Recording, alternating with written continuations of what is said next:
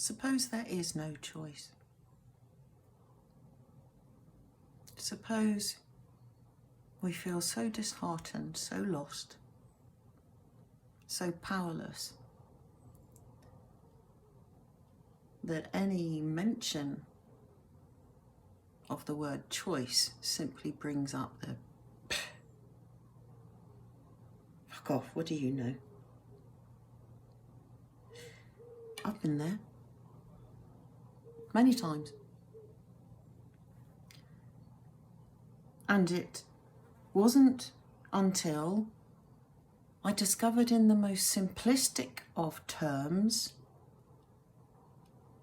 what was within my power, my control, that I started reclaiming, rebuilding.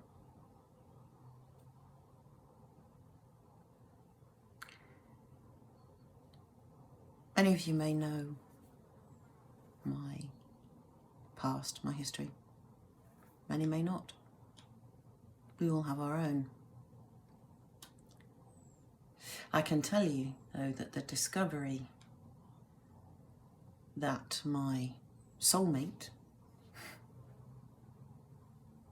was a sociopath,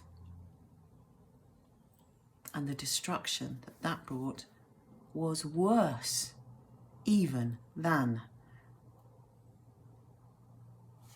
my father dying when I was 4, my mother dying when I was 16, the abuse I received from my guardian, becoming a single mum, financial strife, you name it. This one is the one that absolutely got me to the core, because I'd made a conscious choice. At least I believed it was conscious. I was the one that had walked into this mess. And it was a mess. Coming to terms with having been duped by somebody I love. The realization that I was nothing to that person. The realization I had walked both myself and my precious, innocent son into the situation. So not only did I have the physical challenges, which were financial, losing my home, the threat of that.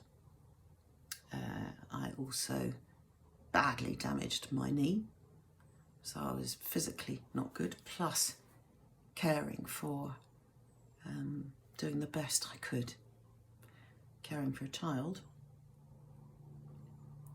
I had all the internal shame, blame, entire reality disappeared, gone.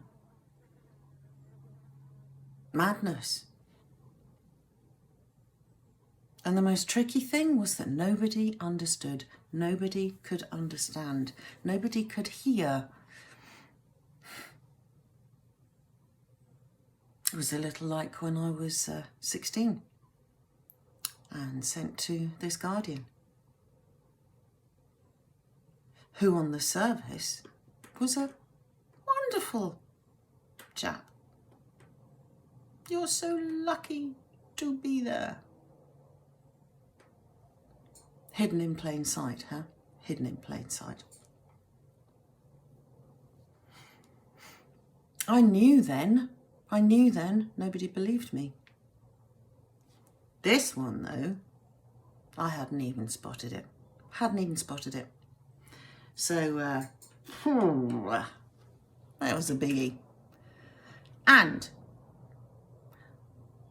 one morning, after dropping my son off to school, I was being threatened with the house being taken away. I was being threatened with XYZ. Everywhere I looked, as I uncovered the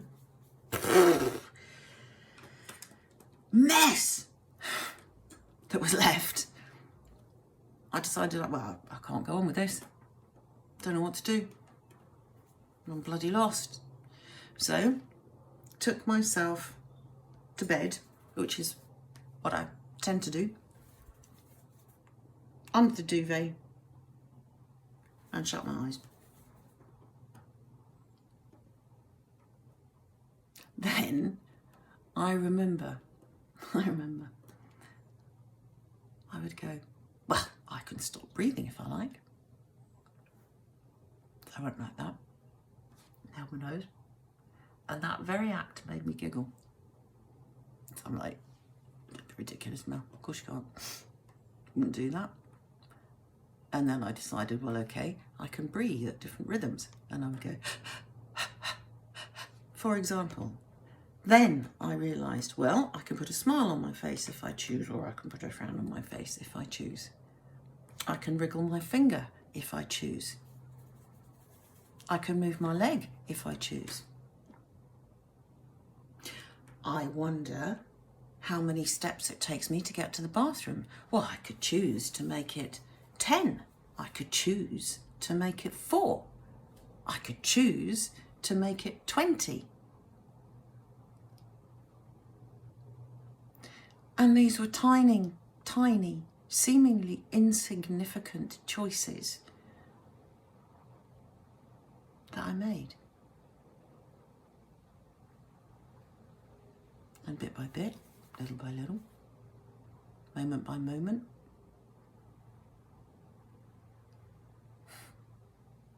I continued reclaiming.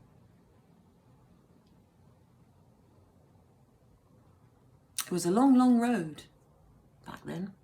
This is 2009.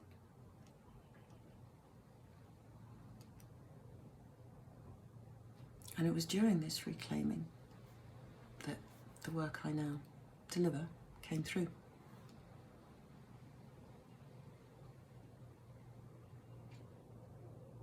Took me a long time to notice it though.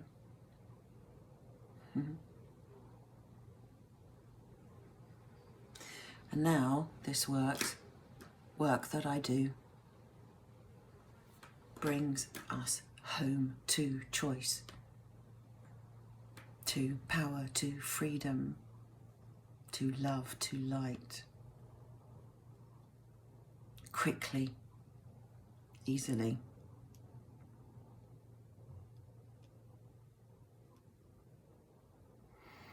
People said to me, and I hear it quite often, well, Mel, you've got to go through the dark in order to find the light. The darkest hour is the one before dawn. The stars can only shine in the darkness, blah, blah, blah. And do you know what? I say bollocks to that. Bollocks. This, the way I see it, is part of the conditioning. To expect that we cannot shine. We cannot know who we are without first experiencing the dark. Stop it. Imagine a child, 2-year-old, 3-year-old. Would we say to that child, well, you know, you're pretty good as you are.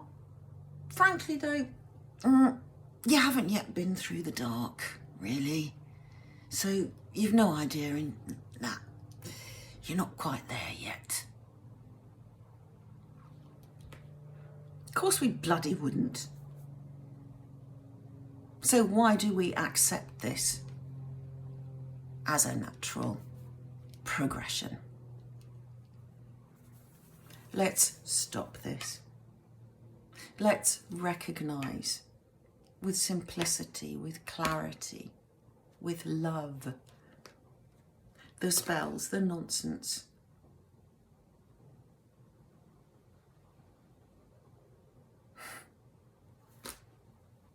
And let's reclaim and shine in our innocence, inner sense, as children do. It's within all of us. It's within all of us.